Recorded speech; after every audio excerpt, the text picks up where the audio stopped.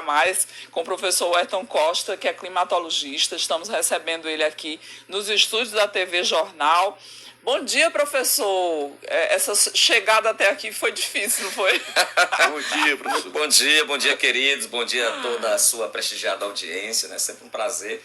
E agora, né, um prazer redobrado por estar aqui presente em loco, né? Pessoalmente, né, professor? Pessoalmente. Há quanto tempo a gente não fazia isso, né? Fazem muitos carnavais. Sempre online, né? Virtualmente. Professor, essa pesquisa do painel intergovernamental sobre as mudanças climáticas, elas atestam o que a gente já imaginava, né? Que a culpa é da ação humana por a temperatura no mundo estar mais alta, por ter essas mudanças climáticas. O que a gente pode fazer para se redimir, professor?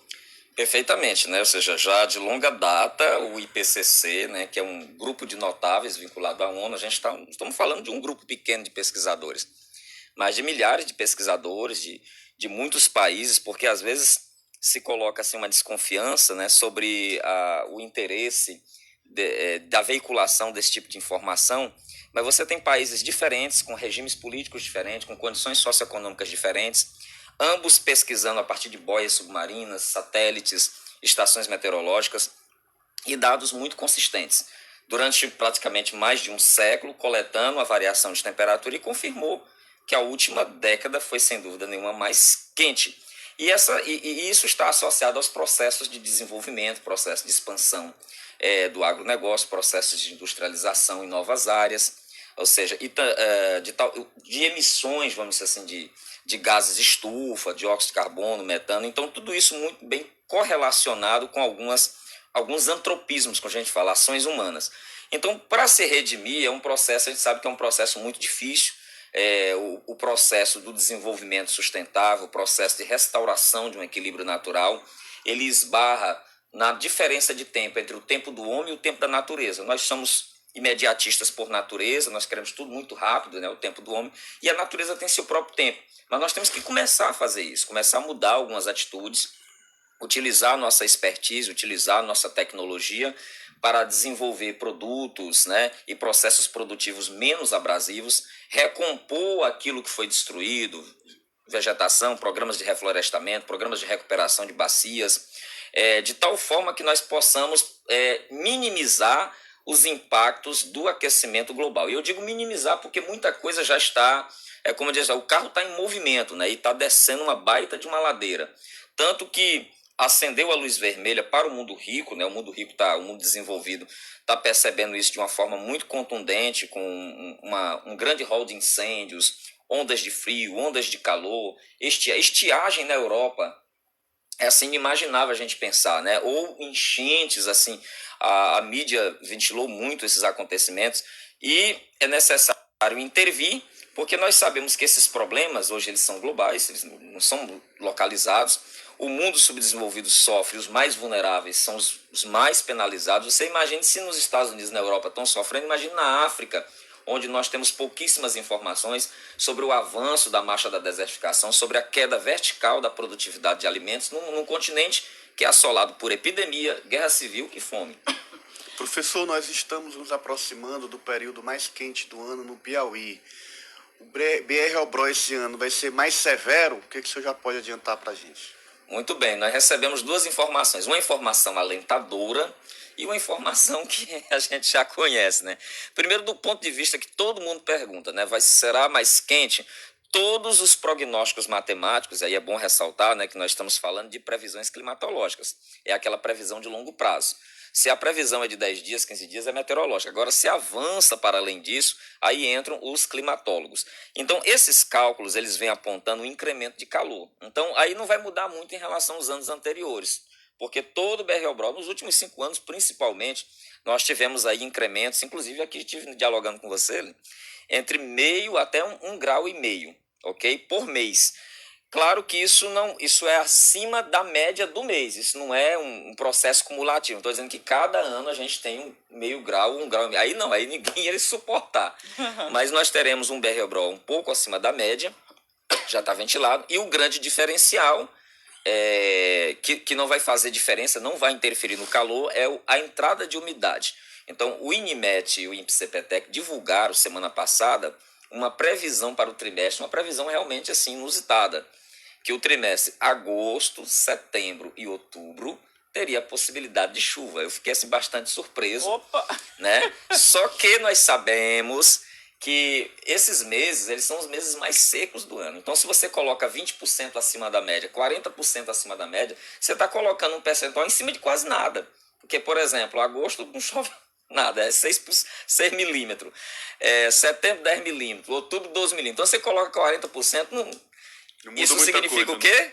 Mais calor, né? Tempo abafado. Então, pode cair uma chuvinha? Pode, não se surpreenda. Pode cair uma chuvinha aí, principalmente a segunda quinzena de setembro para outubro, que já é primavera, mas isso não vai alterar de forma circunstancial a condição da sensação térmica, ok? Professor, a gente no finalzinho de julho, mais ou menos, a gente estava vendo aí no sul e sudeste do país a queda de neve, né? As pessoas fazendo vídeo, quem estava, por exemplo, na região lá de Gramado, parecia que estava na Europa ou em Nova York no Natal, né? Vendo aquela neve caindo. Na realidade, aquele espetáculo ali da neve caindo é um terror, né? Trocando em miúdos, porque é uma devastação, é uma manifestação da natureza de que algo está errado. Apesar de bonito, é preocupante, né? A gente deve se preocupar com isso. Exatamente, né? Porque, por exemplo, você tem a imagem belíssima da neve, Sim. As pistas cobertas, carros, árvores, crianças brincando. Isso aí é um lado, mas você tem o lado B do fenômeno. Vamos pegar o ingrediente social, né? Muitas prefeituras, muitos estados afetados pelo ar polar tiveram que encampar uma logística muito grande para proteger os hipossuficientes, os vulneráveis, os mais pobres, né, os moradores de rua. Porque quando você tem quedas bruscas de temperatura por massas polares, em que a temperatura chega, por exemplo, 4, 5 graus negativos, como teve episódio no extremo sul, você tem que recolher essas populações, tem que agasalhar essas populações, porque a possibilidade de morte é muito grande. Então, os prejuízos muito grandes também na atividade, algumas atividades agrícolas que permanecem no sul também padeceram. Então, tem um outro lado da beleza. E essa condição de inverno, vamos dizer assim, que não se via há um bom tempo, né? Ela é sintomática dessa anomalia. Por exemplo, se o Brasil sentiu essa repercussão, imagine o extremo sul da Argentina, está mais próximo da área de entrada do ar polar, né? E foi um ar muito vigoroso, que até no Nordeste a gente percebeu isso. Por exemplo, teve uma cidade da Bahia que ela chegou a 9 graus de temperatura, parece que era Santa Rita de Cássia, uma coisa assim, a cidade chegou a 9 graus. E aqui nós tivemos queda de temperatura em torno de 5 graus, né, 6 graus em muitas cidades. A maior parte. Municípios com 17 graus, sim, né? município com 17, 16. A Teresina mesmo chegou a 19, 20 graus. Sim. Então, foi realmente uma massa muito, muito contundente. É um fenômeno muito pontual, claro, a gente tem que ressaltar, mas potencialmente perigoso, né? Inclusive, nós tivemos sorte porque ele não veio acompanhado de outros fenômenos, com chuva, porque geralmente tem chuva mais intensa quando uma massa de ar dessa adentra uma área como a nossa, que é muito quente. Professor, essa loucura que a gente está vendo no clima, surpreendendo muita gente, é uma missão que termina nos desafiando. E aí a nossa geração enfrenta esse problema já há bastante tempo, e a gente tem a missão de as novas gerações terem uma responsabilidade maior, né, com toda essa situação climática do país e do mundo. O que a gente pode esperar e como trabalhar essas novas gerações para ter uma relação melhor com o clima, ter mais previsibilidade, agredir menos a natureza, para que a gente não tenha essas respostas que nos surpreendem e nos desafiam no dia a dia? Existem várias frentes, né?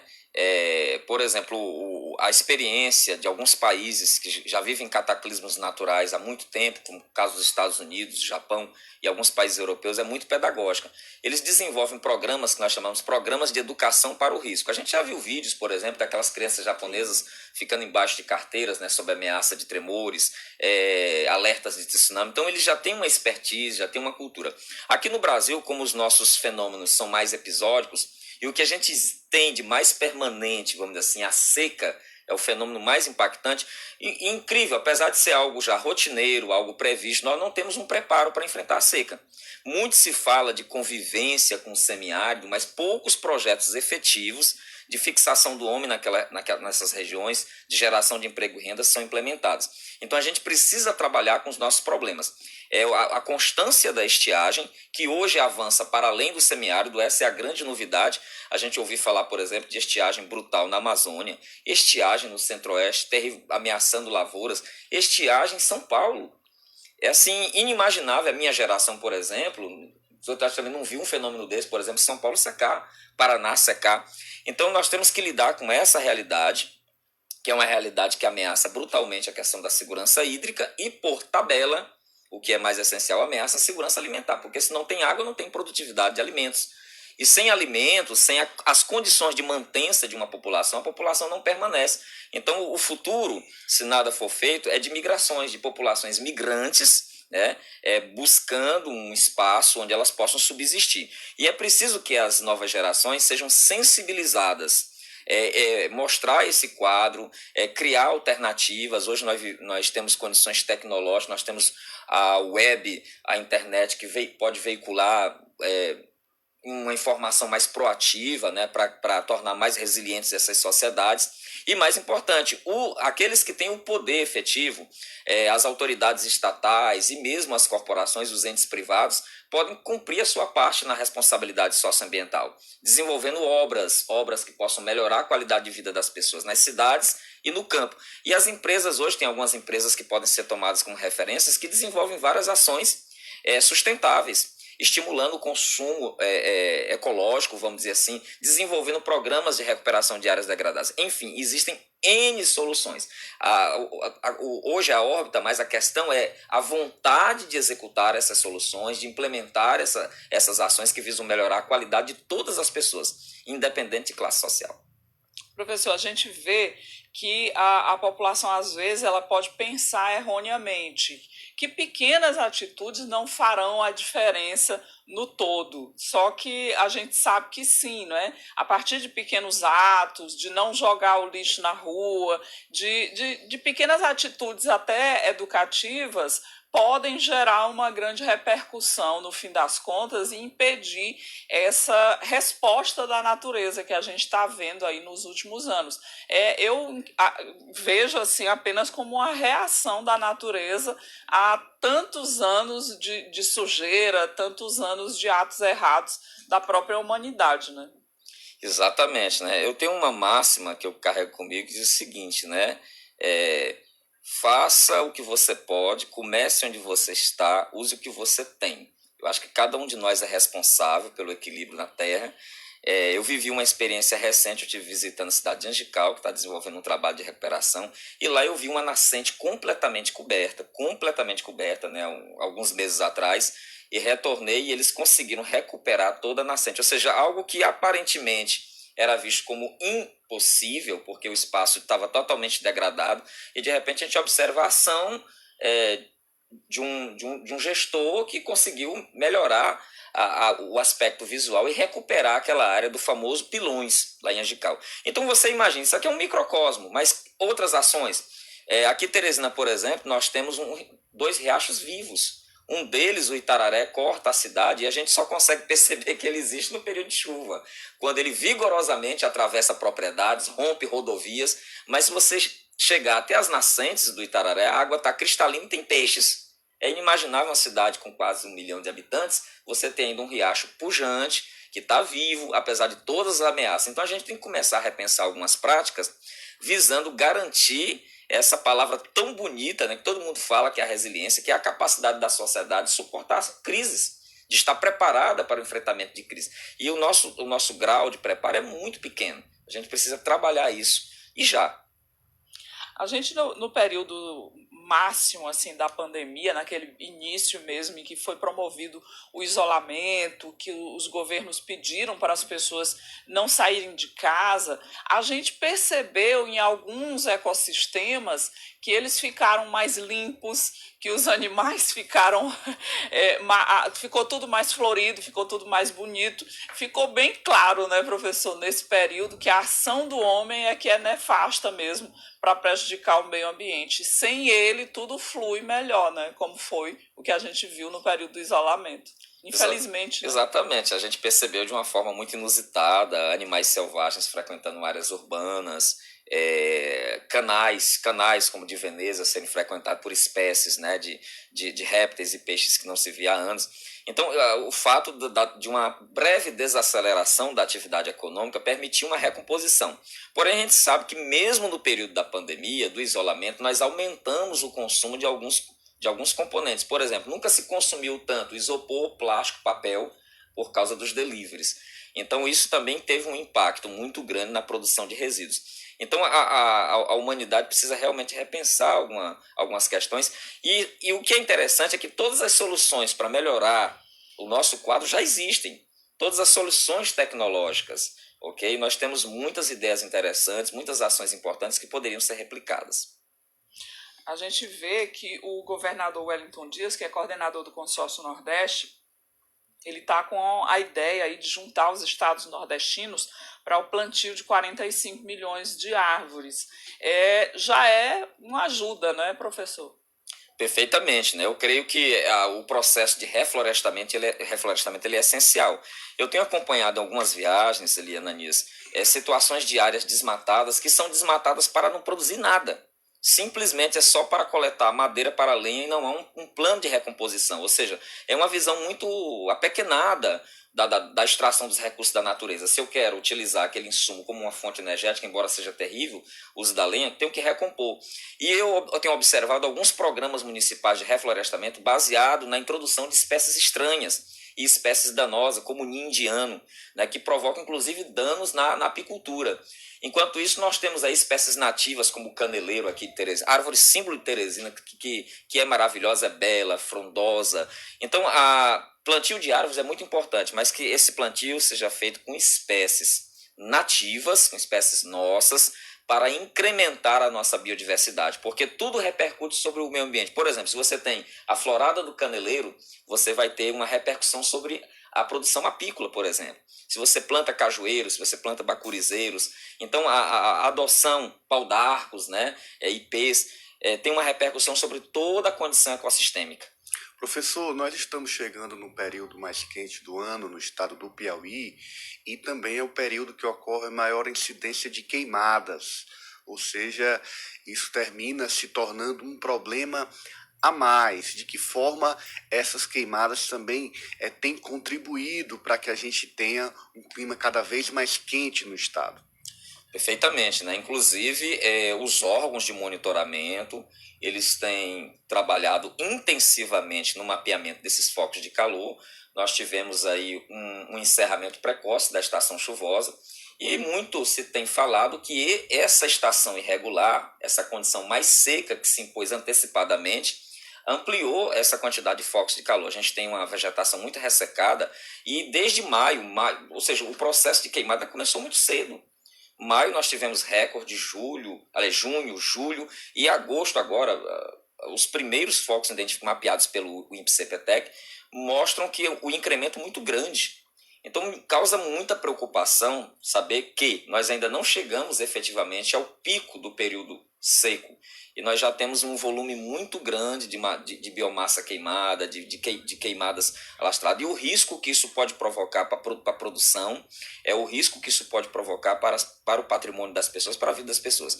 E um dado muito importante, nenhuma queimada feita fora na transição para o período seco, fora do BR-Obrol, ela tem vinculação com os ciclos de cultivo, porque terminou a chuva, não tem mais o que plantar em algumas áreas. Então a gente tem aí um forte ingrediente cultural, infelizmente uma cultura extremamente predatória, de limpeza de terreno com o uso da ferramenta do fogo, da combustão, e isso precisa ser revisto. A gente observa aí a ação exemplar do Corpo de Bombeiros, a quem eu deixo aqui o meu abraço, está treinando brigadas municipais no Piauí inteiro Defesa Civil de Teresina fez uma parceria também. É importante essas ações, a gente tem que estar preparado para essas situações emergenciais. E há uma tendência clara de mais calor, condição de ar mais seco, e isso favorece uma coisa chamada inflamabilidade. Então vamos, me dirijo à sociedade nesse momento, ser diligentes, ser responsáveis, evitar inclusive jogar qualquer tipo de material que vá favorecer a propagação de queimada nas margens das rodovias.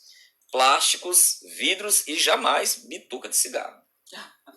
Quando a vegetação está seca, não é, professor? Uma bagana de cigarro ela pode provocar um estrago muito grande. E a gente vê o aumento aí a expansão imobiliária, né, o aumento de condomínios que ficam em regiões onde a gente literalmente invade, né, o espaço dos animais e da vegetação. E aí pode realmente acontecer um grande desastre. A gente já viu isso, né? De ter incêndios no quintal de grandes mansões aí, de condomínios fechados aqui na capital, e é exatamente por conta disso, né? Um pequeno foco de fogo que virou um grande incêndio que poderia ter sido um grande acidente, né? Também.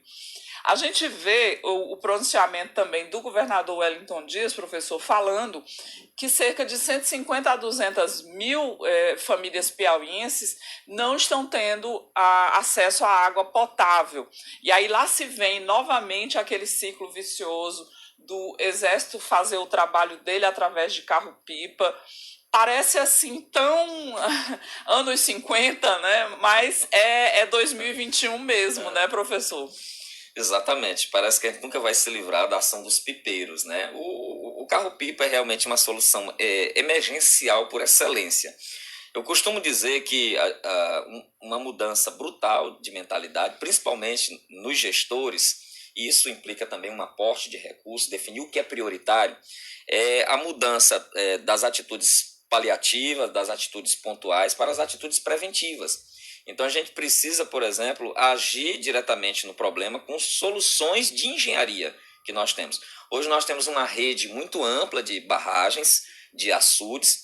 Boa parte desses açudes, a água não é utilizada para absolutamente nada, às vezes só para um lazer.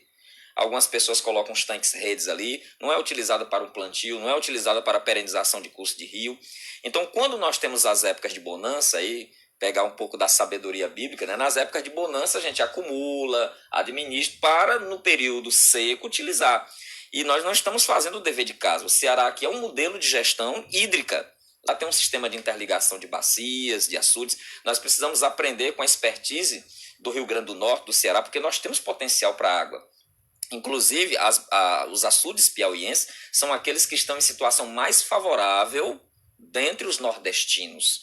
Então nós precisamos nos programar. Você pega um sistema, vou colocar um exemplo aqui, o sistema de Piaus, né? Pena que não choveu em Piaus. Piaus é o que existe mais avançado em sistema de açudagem, de captação, tratamento d'água, distribuição. Imagine vários sistemas daqueles conectados. Nós iríamos amenizar o problema da água, pelo menos para manter o criatório de animais, água tratada para o consumo humano, e é necessário repensar as soluções grandes, mas também as ações pequenas, as ações de curto prazo, as ações que impactam diretamente a vida das pessoas. E o governador está certo, nós vamos ter problema com água no Piauí, a maior parte do Piauí, a faixa sudeste, a faixa sertaneja, limítrofe com o sul do Ceará, com Pernambuco e com a Bahia, e é necessário criar ações vigorosas. Ou seja, não se admite que o estado que tem o maior parque solar da América Latina, que tem um dos maiores potenciais fotovoltaicos e eólicos, que vai ser provavelmente o maior produtor de energia renovável, não possa gerenciar de forma adequada a sua água. Professor, a gente tem uma preocupação, claro, com o calor, as altas temperaturas nesse período de BR-Obró, e muito se fala disso porque realmente incomoda bastante e traz grandes preocupações aos piauienses. Mas há outro fator que é a umidade relativa do ar. É um dado que muitas vezes fica ali mais escondido com relação ao momento que a gente enfrenta, mas que causa grande repercussão na vida das pessoas. Por que é importante estar atento à umidade relativa do ar também nesse período de BR-Obró que vai já começar? Muito bem, você falou aí de um dos inimigos silenciosos da nossa saúde, né? A gente sempre tá, de forma geral, o que a gente sente é o calor, né? Sim. Então, mas os inimigos silenciosos são a radiação e a umidade baixa. Eu sempre alerto nas minhas participações para as pessoas terem uma cautela redobrada em relação à baixa umidade. Esse período, por exemplo, é muito comum, e aí as autoridades de monitoramento vêm aprimorando o sistema de alerta, vêm publicizando esse sistema de alerta. A mídia, de modo geral, tem acolhido esse mecanismo informativo, tem potencializado, e a sociedade começa a ter uma consciência em relação a isso. A baixa umidade do ar ela é muito perversa, porque a gente tem que começar pela nossa compleição física, né? Nós temos água em todo o nosso corpo. Então há uma tendência, quando o meio externo está mais seco, nós perdermos água. Há um processo natural de desidratação em função do meio externo mais agressivo.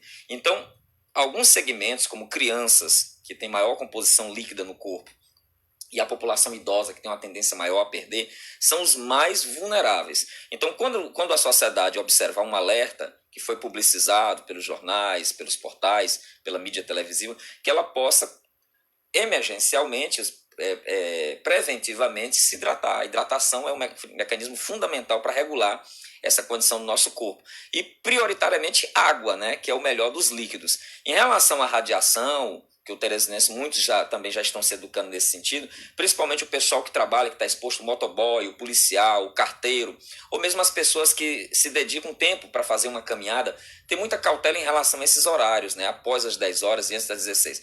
Teresina é uma cidade que tem uma grande incidência de radiação ultravioleta, e essa radiação, nós sabemos, ela acaba contribuindo para o envelhecimento precoce, ela pode provocar doenças oculares, ela pode diminuir o teu sistema imunológico. Aquele sol do bem aumenta a possibilidade imunológica. Tá? Porém, o sol do mal, esse sol mais radiativo, ele diminui a atuação dos teus leucócitos. E o pior de todos, né? Essa radiação ela queima e pode provocar o câncer de pele.